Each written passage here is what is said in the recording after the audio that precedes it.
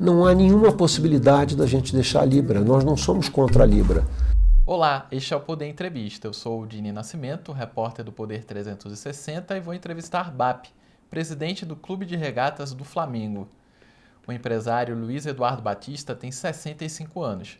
É graduado em Engenharia Civil e mestre em Finanças pela Universidade Federal do Rio de Janeiro. BAP foi presidente da DirecTV e CEO da Sky, operadoras de TV por assinatura. No Flamengo, ocupou diversos cargos, entre eles o de vice-presidente de marketing e o de presidente do Conselho de Administração. Foi eleito presidente do Flamengo em 9 de dezembro de 2024. Em 1º de janeiro deste ano, tomou posse para o triênio 2025-2027. BAP, obrigado por ter aceitado o convite. Uma satisfação estar aqui com vocês, os amigos do Poder 360. Agradeço também a todos os que assistem a este programa. Essa entrevista está sendo gravada no estúdio do Poder 360 em Brasília, em 11 de novembro de 2025. Para ficar sempre bem informado, inscreva-se no canal do Poder 360, ative as notificações e não perca nenhuma informação relevante. Presidente, eu começo essa entrevista perguntando sobre o chamado fair play financeiro. Na segunda-feira, o Flamengo emitiu um comunicado com sugestões sobre o tema. Eu gostaria que o senhor explicasse para quem nos assiste por que o Flamengo defende a implantação desse mecanismo no futebol brasileiro. Olha, primeiramente, obrigado pela oportunidade de estar aqui com os amigos do Poder 360 e um prazer estar com vocês que nos assistem. O futebol que move paixões no Brasil e no mundo tem jogos muito importantes fora das 4 linhas. E a preocupação da gente é de que você possa fazer com que o ecossistema do futebol no Brasil cresça e tenha um futuro que uma das nossas melhores tradições do passado. Então, o mundo mudou muito rapidamente nos últimos 20 anos e o futebol brasileiro precisava ter um arcabouço político-jurídico revisado com toda certeza. E o fair play financeiro é um instrumento fundamental para que o futebol brasileiro, que tem talento de sobra, possa se organizar um pouco mais e que subsidie de critérios para que possamos ter cada vez mais disputas interessantes e que dignifiquem os grandes clubes que a gente tem no Brasil. O Flamengo propõe restrições a clubes em recuperação judicial, como impedir o registro de novos atletas no período e a perda de pontos. Isso não inviabiliza os times nessa situação? No caso do Vasco da Gama, por exemplo? Essa é uma ótima pergunta. A vida de todos nós é feita de escolhas. Você faz escolhas. Quando você resolve gastar mais do que você tem, fazer mais do que você pode, a gente sabe que isso vai ter consequências. Então, quando você escolhe caminhos que você necessariamente sabe que não vão levar você a um bom final, e depois você tentar culpar o sistema ou imputar a terceiros a responsabilidade pelas suas escolhas, não nos parece adequado. Não nos parece adequado. Sem querer entrar no mérito do clube, né, do Vasco, que é um clube co-irmão, então essa consideração que eu estou fazendo é absolutamente genérica. Nós entendemos que você tomar decisões que quebram literalmente o seu negócio, e você continuar à frente do negócio, você ter uma segunda chance, uma terceira chance, não cumprindo com as obrigações que você acordou e se compromissou com terceiros, não nos parece ser o melhor caminho, não é só para o futebol, é para um país como um todo. Então, o fato de você estar em RJ não muda absolutamente nada do ponto de vista da gente. A RJ, no caso, ela é consequência de uma série de atitudes ou de escolhas que cada clube fez e que os levaram a essa circunstância, a essa situação. Então elas não podem ser consideradas como um evento fortuito, como um ciclone, um tornado que aconteceu em nossas vidas e que de alguma maneira nos afetou, né? Foram escolhas que cada clube fez e que os levou a essas situações, a essas circunstâncias. E nós acreditamos que quando não há consequências para isso, e quando você consegue devolver para o ecossistema a conta, isso não é justo. Isso vai levar a uma nova RJ, vai levar a um outro problema mais à frente. Outra sugestão bastante categórica que o Flamengo fez foi o veto a gramados sintéticos. Há clubes que utilizam, são exemplos Palmeiras, Botafogo. Por que, na sua visão, é importante uma medida nesse sentido? Olha, esse é um aspecto interessante e nós costumamos dizer que nem tudo que acontece na Europa é bom para o Brasil. Tá certo? Que há condições e circunstâncias diferentes em cada lugar. O gramado sintético foi aprovado pela FIFA em situações absolutamente excepcionais para países que ficavam 8, 9 meses sob neve, com clima absolutamente hostil. Então, se não houvesse essa possibilidade, não haveria a prática do futebol. Então, alguns clubes brasileiros pescaram essa possibilidade que havia fora do Brasil e trouxeram para cá, para o Brasil, tropicalizaram a ideia de forma a economizarem na manutenção do gramado. Então, o esporte futebol, nas maiores ligas do mundo, nas 5 maiores ligas do mundo, é praticado em gramados. E você tem regras muito claras da qualidade do campo que você tem que, de alguma maneira, exercer a prática do futebol.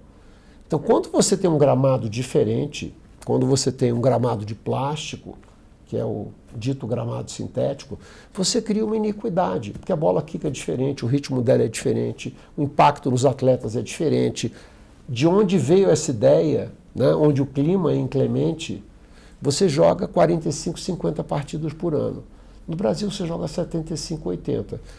Isso não é bom para o atleta, não é bom para o espetáculo e gera diferenciais competitivos, tá certo? Para quem pratica o esporte nesse campo contra quem não pratica o esporte nesse campo. E por fim é o seguinte, custa ao Flamengo e ao Fluminense, que são sócios no Maracanã, alguma coisa como 40 ou 50 milhões de reais por ano para manter um gramado perfeito, jogando-se 80 partidas por ano no Maracanã. Eu acredito, nós acreditamos no Flamengo, que isso não é justo, que você tenha um diferencial competitivo estabelecido pelo tipo de gramado que você joga. Ah, mas é muito mais caro ter grama. É mais caro ter grama. O nosso ponto de vista é que se você não tem condição de praticar o futebol que é o maior campeão do mundo, em campo de grama, talvez você não possa disputar a Série A do Campeonato Brasileiro. Hoje o Clube de Regatas do Flamengo ele tem um projeto de estádio próprio. O ex-presidente, Rodolfo Landim, chegou a fazer algumas críticas ao senhor em relação a esse projeto, chegou a sinalizar que o senhor tem interesse em matar o projeto, que não vai adiante com o senhor. Gostaria que o senhor comentasse essas declarações. Eu não tenho compromisso com absolutamente nada que não seja a sustentabilidade do Clube de Regatas do Flamengo.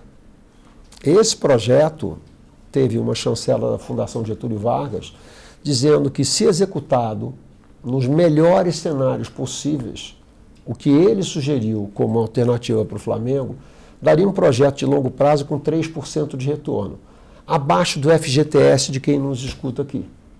Tá certo? Algum de vocês botaria dinheiro no banco, tá certo? Para ter um rendimento metade da caderneta de poupança e ficaria feliz? Contrário senso, é muito melhor você investir num time de futebol. Nós temos um Maracanã com um gramado sensacional. Aliás, a torcida canta que o Maraca é nosso. Então, o Flamengo construir um estádio próprio, em detrimento da sua performance esportiva, e eu tenho dito isso, se for para o Flamengo não ter capacidade de competição esportiva, aumentar o seu nível de endividamento até um ponto que você tenha que virar SAF, não vai acontecer sob a minha gestão. Não é isso que a nação quer, não é isso que o sócio quer. Então, assim, são só opiniões diferentes, né? E eu entendo que nós temos razões suficientemente fortes para não fazermos isso agora. Nós queremos o nosso estádio? Claro que nós queremos o nosso estádio, mas não será à custa de performance financeira, tá certo? Para virar SAF, ou de performance esportiva. Ele vai acontecer, mas vai acontecer no seu tempo. A gente acredita que vai levar alguns anos. O Flamengo está comemorando agora 130 anos. Então, se nós tivermos que viver 140 anos sem estádio, nós o faremos. Então, na sua visão, um projeto dessa magnitude acabaria por comprometer as finanças do clube? Hoje, sem sombra de dúvida, com as condições do mercado financeiro que a gente vive no Brasil, e comparado alternativamente à possibilidade de a gente ter o Maracanã por mais de 19 anos. É só uma questão de escolha política e financeira. Falando um pouco do imbróglio envolvendo o Flamengo e a Libra, o Flamengo chegou aí à justiça para bloquear parte dos recursos e aí, por consequência, houve críticas de integrantes do grupo, em especial a presidente do Palmeiras, a Leila Pereira. Ela foi muito categórica nesse sentido de criticar o Flamengo por essa atitude. Há alguma possibilidade, diante disso, de o Flamengo deixar a Libra? Não há nenhuma possibilidade da gente deixar a Libra. Nós não somos contra a Libra. Nós só não vamos aceitar um processo de desapropriação explícito que estava colocado na mesa. A regra do jogo é de que você precisava ter unanimidade para mudar algumas regras. Tá certo? Unanimidade significa dizer todo mundo concordar.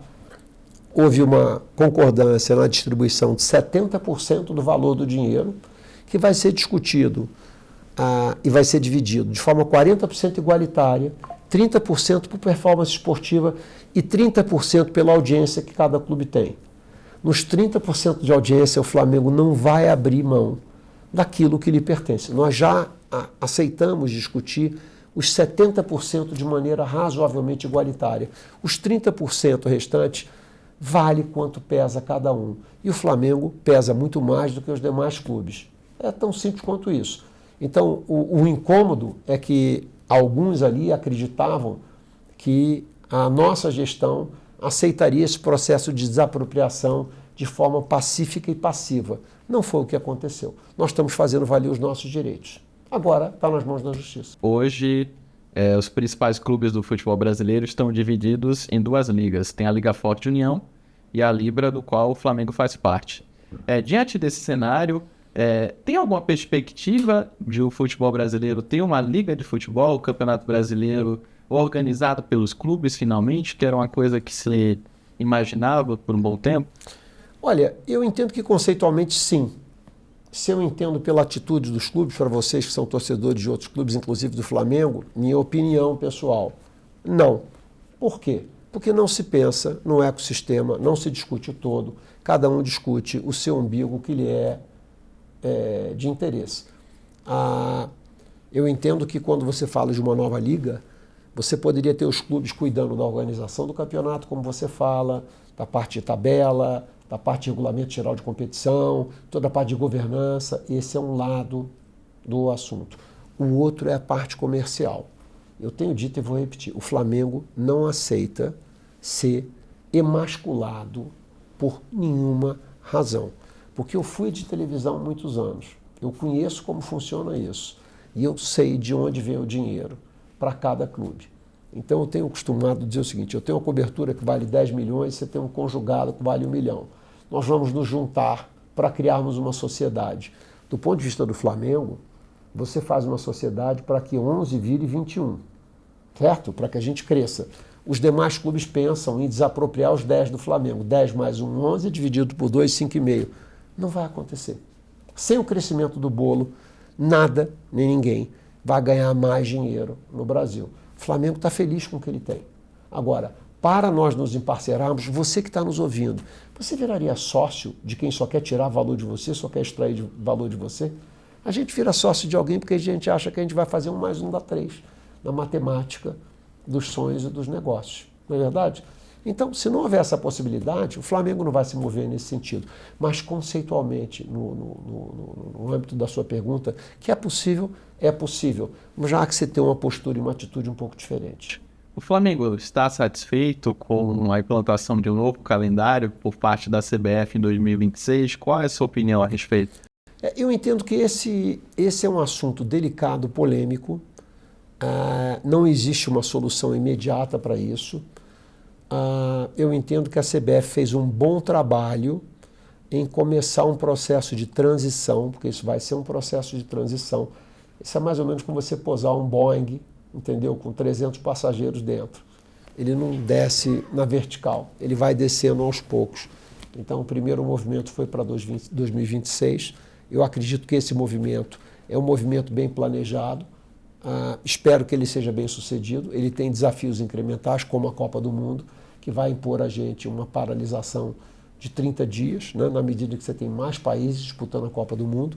Mas eu acredito que, de alguma maneira, a CBF está fazendo o que é certo para o futebol. E o que é certo Não é necessariamente simples, nem rápido, nem fácil. Mas eu acredito que a gente esteja na direção certa com as decisões que a CBF tomou até agora. E sobre a situação do Felipe Luiz no Flamengo, existe uma expectativa de renovação contratual? Existe um prazo para que isso aconteça? Olha, eu entendo que o Felipe Luiz tem sido uma grata surpresa para todos nós. O Felipe Luiz é uma revelação de técnico no Brasil. Nós temos toda a intenção do mundo de continuar com o Felipe, mas é o que eu tenho dito de forma reiterada. Qualquer casamento só acontece quando os dois lados querem. Nós temos que acertar estas condições. No ritmo que nós estamos indo, né, jogo quarta, domingo, com intervalos eventualmente inferiores a 72 horas, tem sobrado pouco espaço para a gente falar sobre isso. Mas o que eu posso dividir com vocês aqui é que enquanto eu estou aqui conversando com vocês, existe uma disposição inequívoca, tanto do Flamengo quanto do Felipe Luiz, de seguirmos juntos. Oxalá isso se concretize no novo contrato. Estamos chegando perto do fim da entrevista. Só mais uma pergunta, que hoje há uma questão envolvendo o julgamento do Bruno Henrique no STJD. O Flamengo recorreu pela absolvição e a Procuradoria, por consequência, quer aumentar a pena. Existe a perspectiva de que o julgamento seja retomado na quinta-feira.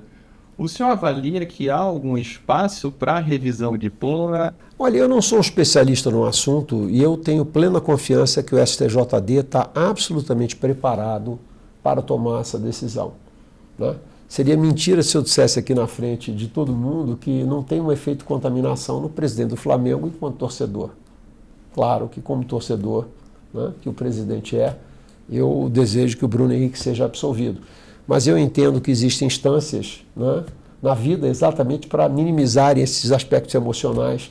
E eu acredito que o STJD está absolutamente preparado e qualificado para tomar a decisão que seja melhor para o futebol brasileiro e a mais adequada no caso. Houve que considerasse a pena do Bruno Henrique branda. O que é que o senhor tem a dizer sobre isso? Olha, eu não me acho qualificado. Eu entendo que opinião todo mundo tem e eu não me sinto qualificado para isso. Houve outros casos no mundo que eu acho que são mais sensíveis e delicados, né? Você pega o caso agora, eu poderia te dizer o seguinte, hoje, enquanto nós estamos conversando aqui, tem 33 dias que o Vitor Roque não foi denunciado, não foi pautada a audiência que vai cuidar dele. Nesse período, ele fez 6 gols, fez 4 assistências e ajudou o Palmeiras a ganhar 9 pontos, se não estou equivocado. Tá certo? Ele devia ter sido julgado antes. Eu estou certo, eu estou errado, esse é um fato, tá certo? Mas eu acredito no STJD e eu acredito que eles tenham razões e subsídios para tomar as melhores decisões para o futebol, independentemente do que nós, dirigentes, falamos eventualmente. Às vezes você fala como presidente do clube e às vezes como torcedor. Eu vou me resguardar aqui, o direito de não dividir com vocês a minha opinião de torcedor e vou me restringir à minha opinião de presidente. Chega ao final essa edição do Poder Entrevista. Em nome do Jornal Digital Poder 360, eu agradeço ao presidente do Flamengo, Luiz Eduardo Batista. Uma satisfação estar aqui com os amigos do Poder 360. Agradeço também a todos os que assistiram a esse programa. Essa entrevista foi gravada no estúdio do Poder 360 em Brasília, em 11 de novembro de 2025. Para ficar sempre bem informado, inscreva-se no canal do Poder 360, ative as notificações e não perca nenhuma informação relevante. Muito obrigado e até a próxima!